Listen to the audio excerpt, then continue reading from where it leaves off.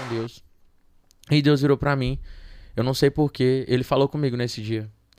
E ele me apontou todas as pessoas que estavam perto de mim. Porque eu falava, por que não eles estão vivendo isso e eu? O que que eu fiz? E Deus falou, porque você é o único que suporta isso daqui.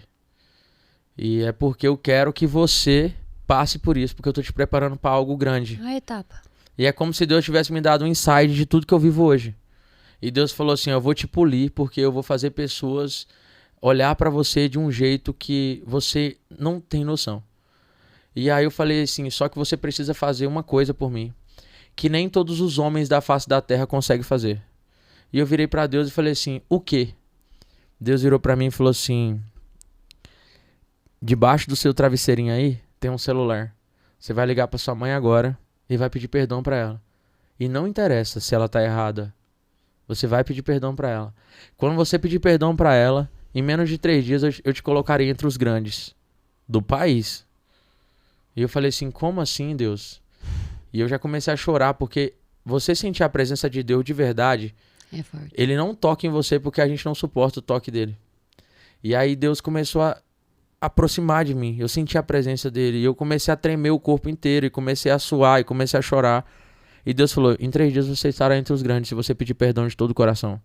Porque eu vou quebrar uma rocha que está no teu caminho. E essa rocha, a única arma que quebra ela é o perdão. E eu fui e liguei pra minha mãe. Minha mãe na hora achou que eu já queria voltar pra casa, que eu queria pedir dinheiro, alguma coisa. E minha mãe na época... E minha mãe é militar, minha mãe é maravilhosa. Só que Brava. militar é um pouco mais rígido, assim. Eu até agradeço ela porque ela criou um homem forte. Eu não desanimo por qualquer coisa. Foda. E aí eu pedi perdão pra minha mãe ficou feliz e tal. Do meio pro fim, minha mãe me apoiou a ir embora. Ela me deu um suporte pra ir embora. Me deu o abraço de mãe, aquele beijo de mãe pra ir embora. E ela me embarcou. E eu fui embora.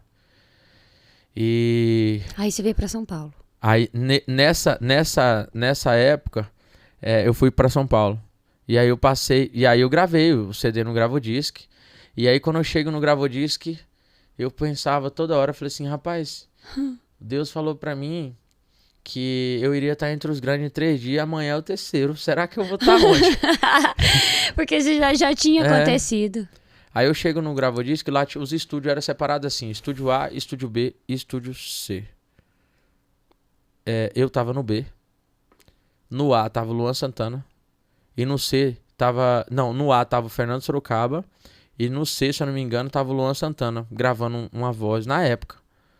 E o Fernando Sorocaba era os caras que eu mais cantava no barzinho nessa época. E eu comecei a compor ali meio que inspirado no Sorocaba. Porque eu falei, mano, esse cara de chapéu é muito embaçado e tal. E eu comecei a compor meio que inspirado ali no Sorocaba, né? Tipo, o formato do Sorocaba salvou minha vida, que ele veio com carrom. Então eu fiz muito showzinho com a dupla com carrom. E era barato levar o carrom, era melhor do que levar uma bateria, né? Fato. E o carro não cabia a bateria, mas cabia o carrom. Então eu comecei a viajar, assim, porque naquele momento o Luan e o Sorocaba estavam muito explodido. E Deus falou pra mim que eu ia estar entre os grandes em 3 dias. E quando eu olho pra aquele negócio, eu lembrei de Deus falar comigo dentro do quartinho, tipo, 3 dias atrás. Olha o loop. Então, tipo assim, eu falei assim, foi Deus que falou comigo. Então ele tem realmente Ele um projeto pra mim. confirmou, sim.